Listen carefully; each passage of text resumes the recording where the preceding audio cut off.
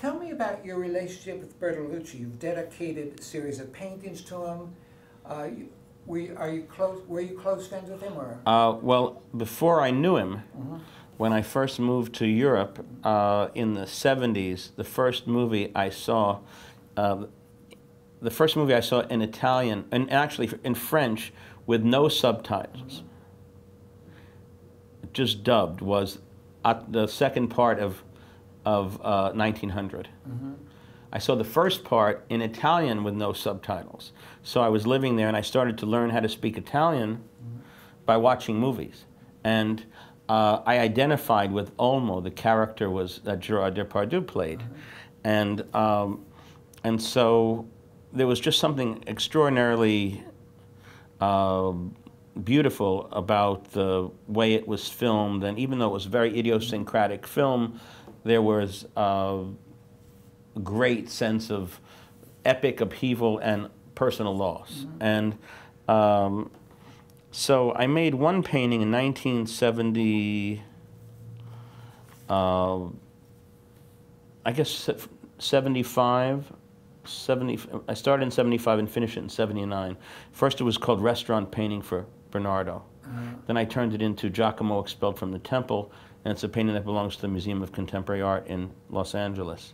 I was cutting out portholes that are like in some of the paintings up here. I was cutting out portholes, and they looked sort of like doors. They looked a bit like Tapia's painting at that time, but for me it had the warmth of this kind of light that was in his pictures. Over the years, we became friends. I was very good friends with Hercules Belleville, who was one of the producers. He worked with Jeremy Thomas, who produced The Last Emperor and all of Bernardo's films after that. And I loved the soundtrack by Ennio Morricone. And when I met Bernardo the first time, I don't whistle, but I hum the melody to him. And I think that just, you know, for him it was, whatever ice there would have been was immediately melted.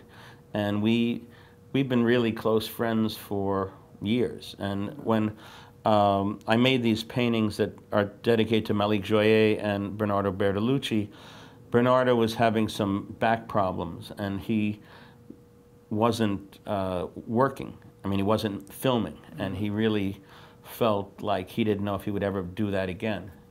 And I was explaining to him on the telephone, I was sitting with a guy named Jerry Lopez. Do you know who that is? No. Jerry Lopez is one of the best surfers in the world. It's called Mr. Pipeline. He rode Bonsai Pipeline better than anybody ever. The sport has changed somewhat because now there's smaller boards and there are guys that are doing incredible things there. Do you still surf? Yes. Yeah.